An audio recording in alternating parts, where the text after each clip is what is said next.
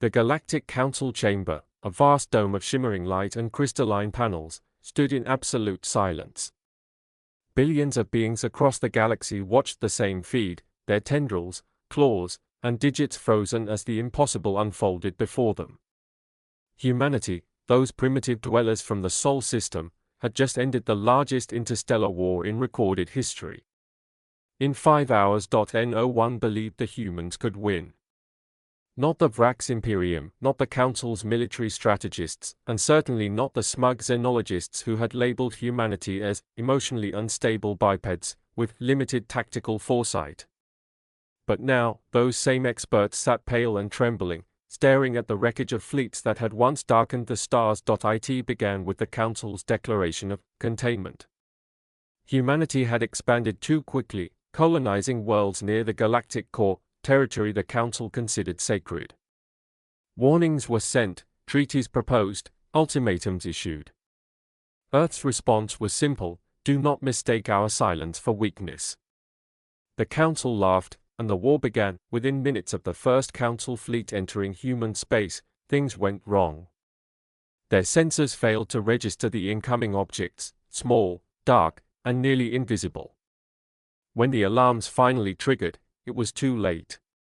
The first wave of human vessels didn't fire lasers or plasma cannons, they rewrote the battlefield, invisible to the eye. Quantum interference clouds scrambled targeting systems, nullified energy shields, and turned communications into incomprehensible noise. In less than an hour, the galaxy's most sophisticated fleets were reduced to blind, panicking masses of metal and confusion. Humanity hadn't just learned war, they had evolved it. The Council's admirals screamed orders into static as their dreadnoughts turned on each other, believing phantom enemies surrounded them. When the interference cleared for a brief moment, the last thing they saw were human ships, sleek, angular constructs of black titanium, slipping between the stars like predators returning to a familiar hunt. By the third hour, orbital command nodes across the Council's frontier collapsed. Human cyber warfare teams, small groups of specialists operating from hidden satellites, had infiltrated the Council's entire defense network. Artificial intelligences that once guarded entire star sectors now bent to Earth's will, turning their own fleets against them. The Galactic Council tried diplomacy then, a desperate signal broadcast from the central chamber: cease your aggression. We seek parley. Humanity responded only with silence. Not out of cruelty, but precision.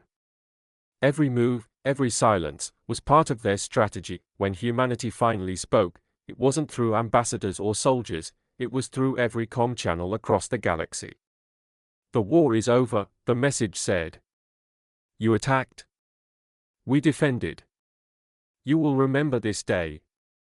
The voice was calm, emotionless, but it carried a weight that shattered civilizations. In the fourth hour, the Council's stronghold worlds went dark one by one. Not from bombardment, but from shutdown. Human forces didn't waste resources destroying infrastructure. They simply took control. Factories, defense grids, power networks, all reprogrammed to recognize Earth as command authority. Every empire in the galaxy suddenly found itself locked out of its own systems. Their war machines refused to fire. Their fleets refused to move. The humans hadn't conquered with fire, they conquered with control. The fifth hour came quietly. The last Council battleship, Crown of Eternity, drifted powerless over the burning moon of Salaris. A single human vessel appeared beside it and transmitted one word: enough. The battleship's commander, a Threxian warlord who had led 1,000 campaigns, surrendered without a fight. The Council's chamber filled once more, the air heavy with disbelief. The delegates stared at one another, their pride bleeding away. One asked, trembling, "How did they do this?"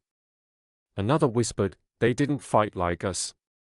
And an old Zalari historian finally said, "They didn't fight at all. They ended war." As the hours passed, humanity did not demand tribute or territory. Instead, they withdrew to their colonies, issuing only one decree: never again cross Sol. To the Council's astonishment, they made no attempt to rule, no effort to occupy. They simply returned home, leaving behind a galaxy forever changed, but rumors spread quickly among the survivors.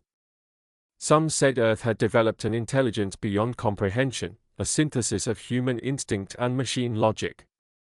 Others claimed the humans had mastered time manipulation, predicting every possible move before it was made.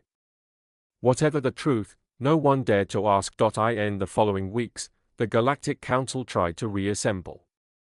Treaties were rewritten, and new laws were drafted, laws that placed humanity as an unknown constant, a force beyond regulation or control. The official report described it as a 5-hour conflict resulting in total systemic collapse. Unofficially, they called it the Day of Silence. Whispers traveled through the void that the humans hadn't even used their full power. That what the galaxy saw was merely a demonstration, a fraction of Earth's true capability. Those who had witnessed it firsthand believed this completely, and so, humanity became a legend once more. The species that once clawed its way from mud and fire had reminded the galaxy that their true weapon was never their technology, it was their resolve. The Galactic Council learned that day that wars are not won by strength alone, but by the will to end them on your own terms. Humanity didn't just win in 5 hours. They redefined what victory meant, and as the stars burned quietly once more, a single phrase echoed across 1,000 worlds, spoken in fear, awe, and reluctant respect: never make war with Earth. In the aftermath, the ruins of the Council's once mighty fleets drifted silently through space, each broken hull a monument to arrogance. Salvage teams dared not approach them without human permission, for every wreck still bore the faint trace of active defense signatures, programs written in languages the galaxy had never seen before. Those who ignored the warnings simply vanished. Worlds that had once mocked humanity now broadcast apologies into the void. Entire species held ceremonies of remembrance for the 5-hour war, though none dared to invite humans to attend. The message had been clear enough: Earth's silence was not peace, it was patience. Back on Earth, there were no parades, no speeches, no victory banners. Humanity moved on as if nothing had happened. The soldiers who had orchestrated the campaign returned to their families, their records sealed. The generals refused interviews. The president gave only one statement: we do not seek domination, only respect.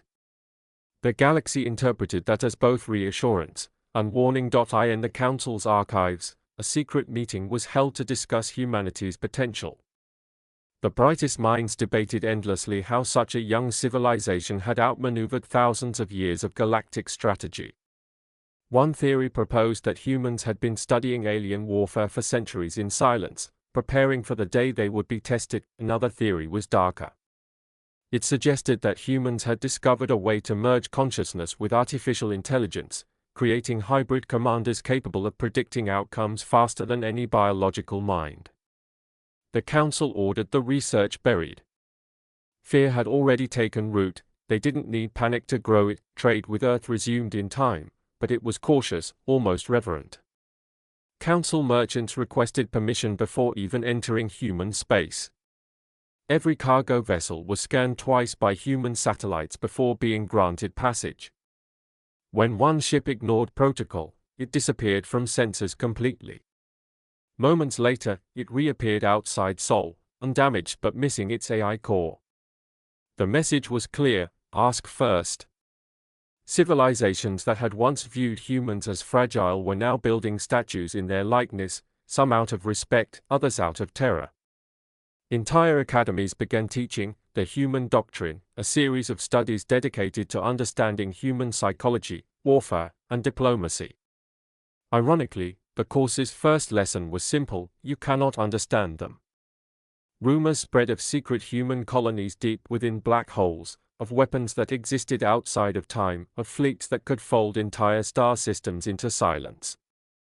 Whether true or not didn't matter. The myth was enough to deter any potential threat.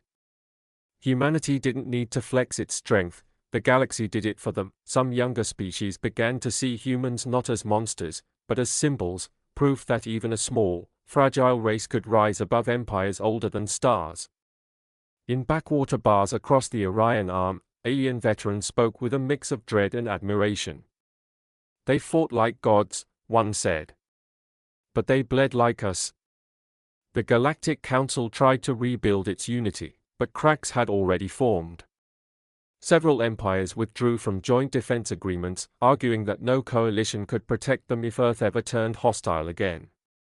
The galaxy had shifted.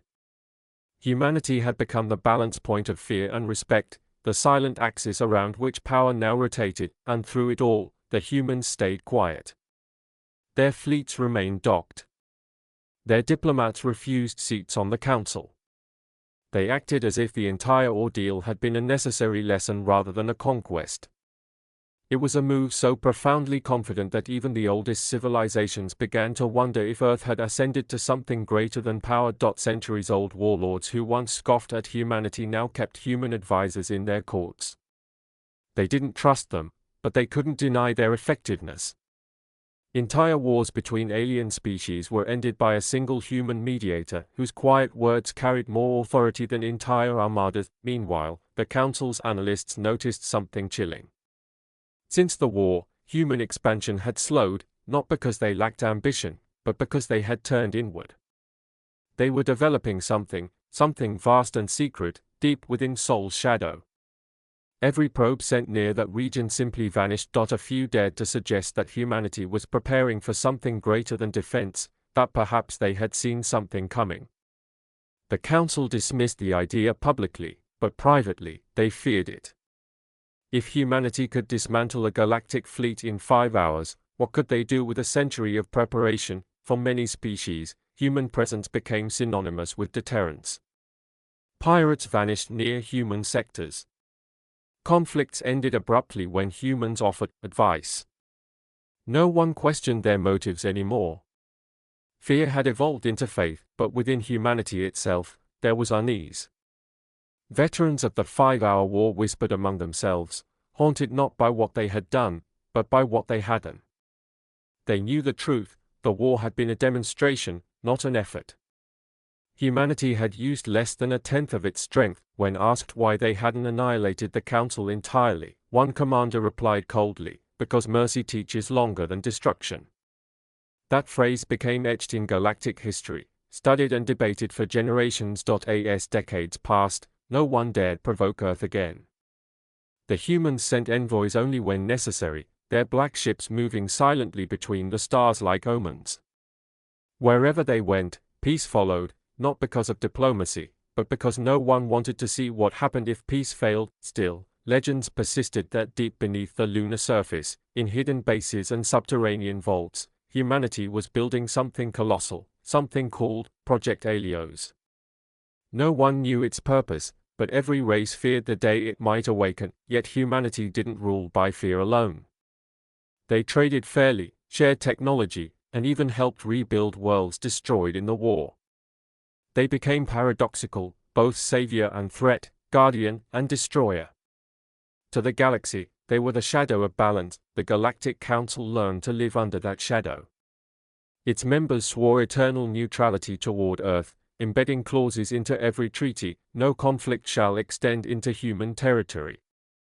And for centuries to come, those words would be honored without question. In the quiet hours of the night, in distant systems where the scars of the war still glowed faintly in the dark, one truth remained, unspoken yet eternal. Humanity had changed the galaxy not by conquering it, but by teaching it the cost of underestimating them, and so, the legend endured. The species that ended a galactic war in 5 hours became a myth, a warning, a beacon. Across the stars, mothers whispered to their children, "Do not provoke the humans." And every child who heard it believed, because somewhere, deep in the heart of Sol, Earth waited, silent, patient, and watching.